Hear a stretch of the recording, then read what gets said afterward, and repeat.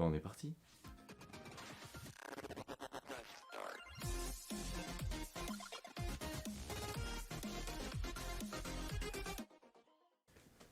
Bon, vous le savez peut-être, hein, j'ai une chaîne Twitch. D'ailleurs, allez me suivre.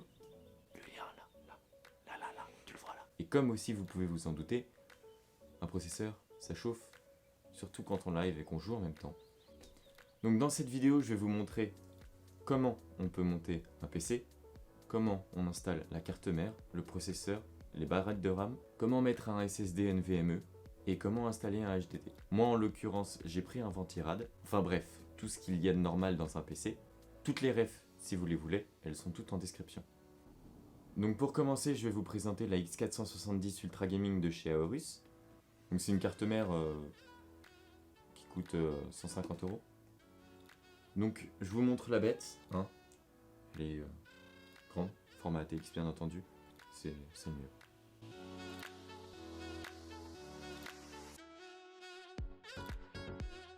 Donc ensuite le processeur, un Ryzen 5 2600. Rapport qualité-prix génial, 150 € et puis il fait le taf d'un i7 actuel. Ensuite l'alimentation, une Be Quiet, une 600 watts. C'est génial. C'est ça se fait très très bien. Même une 580 ton bon point. Donc là, on a le bloc, une belle bête, 2,8 kg. Très beau, n'est-ce pas? Refroidir le processeur d'une manière optimale. Non, plus réellement, c'est une belle bête, hein, comme on dit. C'est vraiment quelque chose de génial. On a deux ventilateurs, hein, et 2,8 kg les gars. Genre ils ont pas abusé un peu sur le poids du truc. Enfin, genre Be Quiet, on vous aime, mais là la carte mère va prendre cher. Hein. Non, vraiment génial, 70 €. Ensuite, pour ne pas l'oublier, la pâte thermique. Quand vous achetez ce genre de choses là, il faudra faire attention à la capacité de transfert thermique de votre pâte. C'est quelque chose de très important. N'hésitez pas à y mettre le prix. En l'occurrence, moi je l'ai payé 11 €. C'est un peu cher pour de la pâte thermique, mais elle fait son taf. Donc ensuite, pour le stockage, j'ai opté pour les NVMe de chez Samsung, le 970 EVO en l'occurrence. Un beau petit SSD NVMe, hein, comme on les aime. Pas bien grand, la taille d'un doigt. C'est propre. Ensuite vient le stockage HDD, toujours en avoir un. Ça tient, c'est propre, c'est pas cher. Puis il y a du stockage, 1 Tera. Ensuite vient la RAM, donc les Vengeance LPX de chez Corsair, en 3000 MHz. C'est très propre, ça fonctionne très bien, c'est pour 60 balles, tout ce qu'il faut. Voilà, donc c'est très quali comme c'est avec du low profile, donc ce qui font qu'elles sont très basses, prennent pas beaucoup de place et ça laisse de la place au Ventirad. Et on va terminer par le bijou, comme je l'appelle. La MSI RTX 2070, la MSI Armor. Une très bonne RTX. Franchement, MSI c'est propre, c'est du bon boulot. Pour 500 €, c'est... Pour 500 €, vous avez une RTX qui visuellement est belle. Bon, il n'y a pas de LED, mais c'est sobre, comme le reste de tout le setup que j'ai. C'est quelque chose que j'aime bien. Voilà. Donc, nous ici, on va venir mettre le processeur, hein, donc le Ryzen. Faire attention bien aux pins qu'il y a ici, qui sont très fragiles. Tout d'abord, on va venir déclipser ici, pour pouvoir venir y apposer le processeur, dans ce sens-là. Faire bien attention aux repères qu'on a ici. Ensuite, on va venir le clipser, le bloquer, et voilà. Le processeur est posé. Donc si comme moi, vous ne prenez pas le Ventirad de base, mais un que vous achetez en dehors, il va falloir installer tout un système ici, qui est différent de celui de base qui est logiquement fourni avec la carte mère, posée à l'arrière. Donc on va venir apposer ce qui est fourni avec la carte mère, le cache à l'arrière, on va venir le mettre dans les trous ici, comme ceci. On va venir ensuite placer 4 petits embouts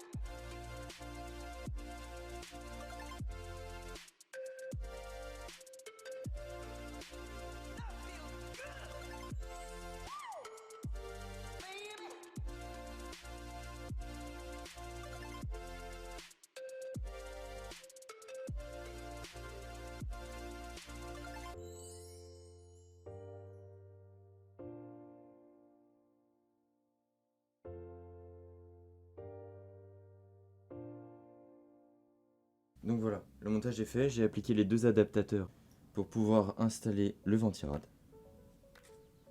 Mais avant ça, ne surtout pas oublier la pâte thermique.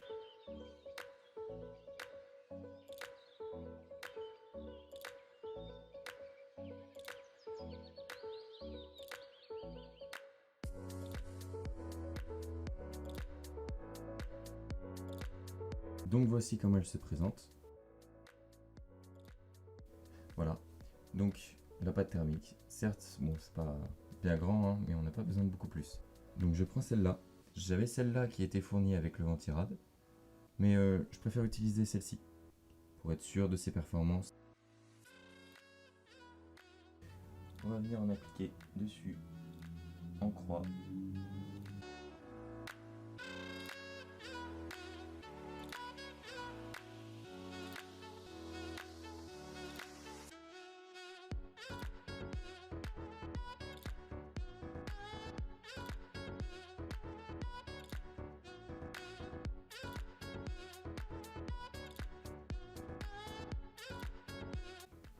Donc voilà, une fois la pâte thermique apposée, on va venir enlever la languette de protection.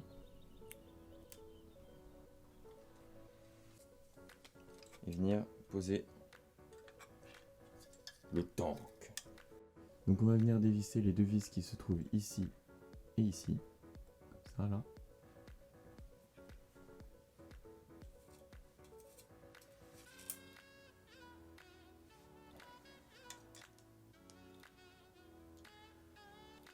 On va placer sur le processeur le ventirad. Bon, ici le monteur de la vidéo. Comme vous pouvez le voir, le ventilateur du milieu sur le ventirad est déjà installé. Et ce qu'il faut savoir, c'est que à la sortie de la boîte, le ventirad n'est pas comme ça. Le ventirad a juste celui sur le côté. Et notre cher Caucasio adoré était tellement pressé de tout installer, il a installé le ventilateur du milieu en avance. Et du coup, on a galéré un maximum pour pouvoir monter le ventirad. Je vous laisse découvrir en tout cas le moment où il se rend compte comme quoi ça va bloquer avec le ventilateur. Magique. Tu veux bien la tenir? Ah bah oui, mais comment on la visse? Comment on vise quoi? Bah les vis qui doivent être là. Il y a un ventirad, il y a un ventilo. Oui.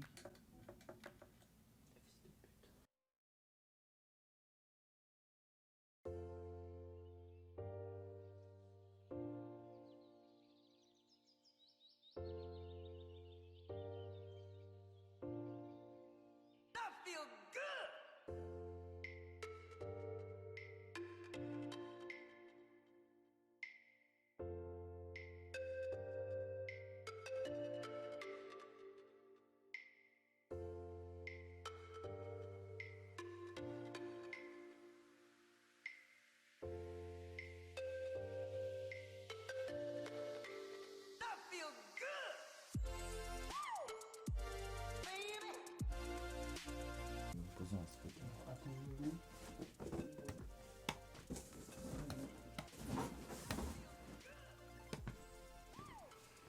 Donc, ne pas faire comme nous, hein. La rame, la poser avant le gros bébé. Mais bon, on a de la chance. Normalement, comme elles sont petites, elles devraient, je dis bien devraient, passer.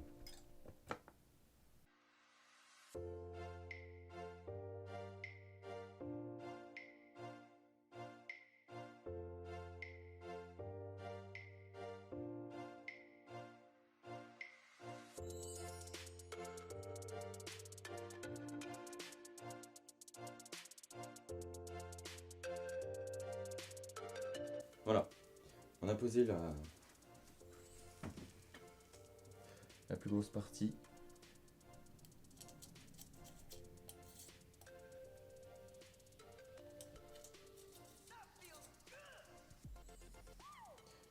Il ne reste plus qu'à poser le deuxième ventilateur qui va venir se coller ici. Et après, on a fini pour la première étape.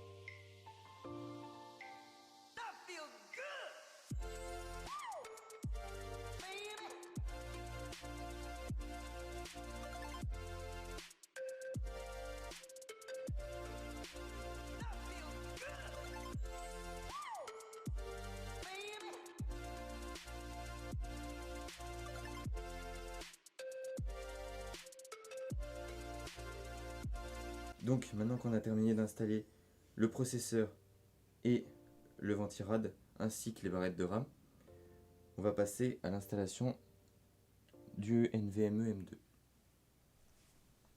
Donc le SSD. Donc on va tout d'abord dévisser le cache. Surtout pas perdre la vis. On enlève le cache.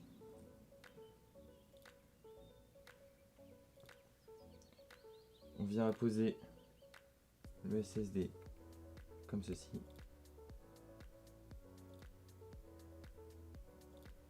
Voilà, un peu penché, c'est normal. On va venir prendre une petite vis et visser ces derniers juste ici. Voilà, comme ceci. Pour finir, on va poser le cache pour le refroidissement de ce dernier, comme ceci, et venir visser le tout. Et voilà. Donc voilà, tout est monté et maintenant on va venir brancher les ventilateurs du ventirad juste ici. On peut lire CPU fan et CPU OPT, ce qui nous montre bien que c'est ici. On ne se trompe pas de sens, bien entendu. On va commencer par celui extérieur.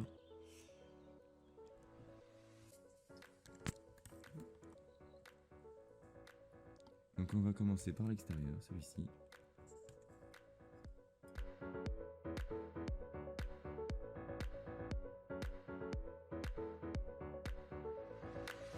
Les deux sont maintenant branchés.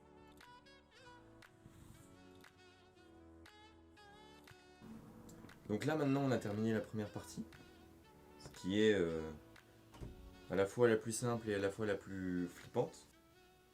Et on va s'attaquer à mettre tout ça directement dans le boîtier. Donc voici la tour. Je vous mettrai le lien en description si j'arrive à retrouver les prix, mais bon, c'est un NZXT Phantom. Donc voilà. Donc je vais installer les pins aux différents endroits de la tour. Ça permet de surélever la carte mère et d'éviter de l'abîmer quand on la pose. Voilà.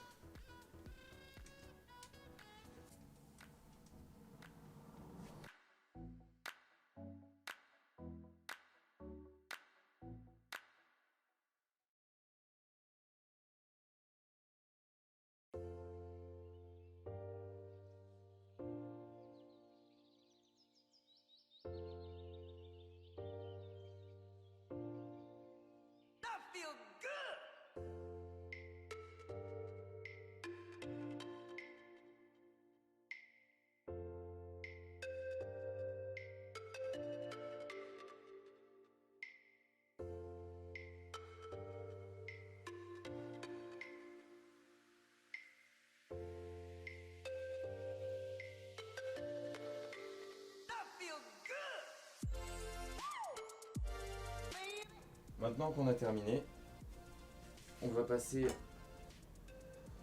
à l'installation de la carte graphique. Donc on va venir déclipser ici, poser la carte graphique. Donc voilà, on clipse.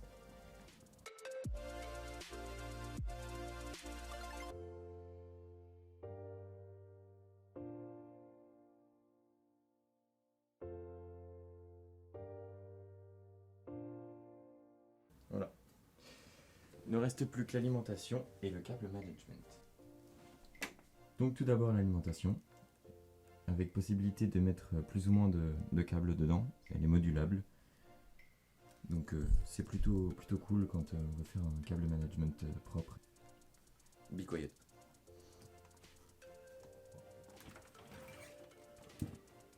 Donc on va tout d'abord placer tous les câbles par derrière.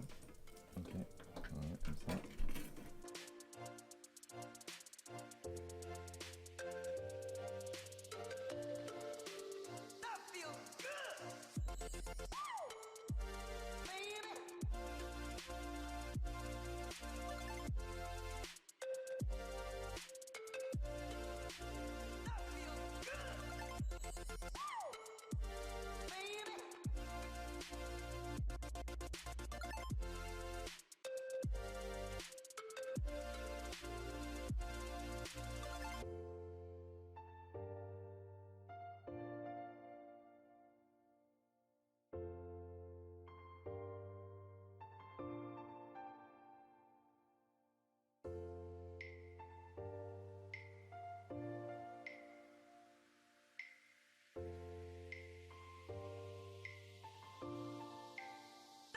Et voilà.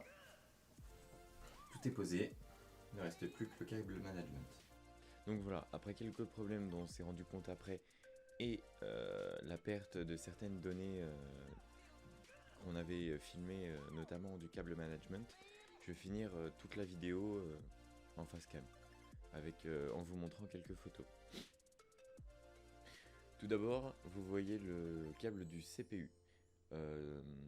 Il est toujours au même endroit, qui est en haut à gauche de la carte mère. Il peut être composé d'un ou deux branchements selon la version et l'avancée du processeur. En général, les dernières générations, il y en a deux. Ensuite, vous avez sur la partie droite de la carte mère le branchement, l'alimentation de la carte mère en elle-même. Il est toujours au même endroit, c'est-à-dire à peu près au milieu de la carte mère sur la droite. Troisièmement, le branchement de la carte graphique. Il peut être fait en 1, 2 ou 3 prises différentes. Moi, sur ma RTX, il y en a 2. Un truc qu'il ne faut pas oublier aussi, c'est en bas à droite de votre carte mère, c'est les pins pour brancher votre tour plus exactement. C'est-à-dire le pin qui va faire que le bouton d'allumage va être reconnu, celui qui va faire que vous allez pouvoir voir les petites LED s'allumer et tout le tintouin.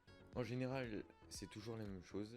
Donc vous avez ici le power, c'est le power on, power on, power off, c'est un nom un peu comme ça. Je l'ai plus sous les yeux, mais vous allez le voir à l'écran. Après, vous avez le reset SW. Vous avez le HDD+, le HDD-, le Power LED+, le Power LED-. Et après, selon les tours, vous avez plus ou moins de choses, et selon vos cartes mères aussi. En général, c'est à peu près toujours le même schéma. Le câble management, c'est le fait de pouvoir bien ranger les câbles pour limiter au minimum le flux d'air, pour avoir un refroidissement optimal dans votre PC. Il est important, et sur sur les tours, toutes les tours que vous trouverez sur le marché aujourd'hui, de passer les câbles par derrière la carte mère. Vous verrez, il y a des trous qui permettent de passer à l'arrière de la carte mère, et tous les câbles doivent être plus ou moins rangés dans cette partie-là. Comme ça évite d'avoir un blocage de flux d'air. C'est ce que j'avais fait sur une ancienne tour, et de passer d'une tour sans câble management, avec plein de câbles passés à l'arrache, et après d'avoir fait mon câble management, j'ai gagné entre 15 et 20 degrés par composant.